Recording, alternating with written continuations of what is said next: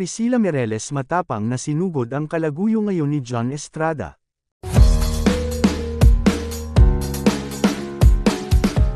Matapos maglabas ng madaming cryptic post si Priscilla sa kanyang Instagram account.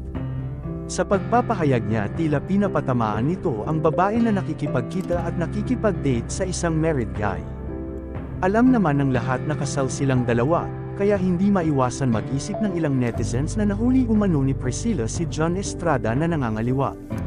Tanong ng mga Merits kung hiwalay na ba silang dalawa, noon pa issue ito kay John Estrada at sa asawa noon na si Janice de Belen. Si John ay ex-husband ni Janice kung saan may 4 siyang anak, naanal ang marriage nila noong 2004. Pinakasalan ng aktor ang Brazilian beauty queen na si Priscilla noong 2011.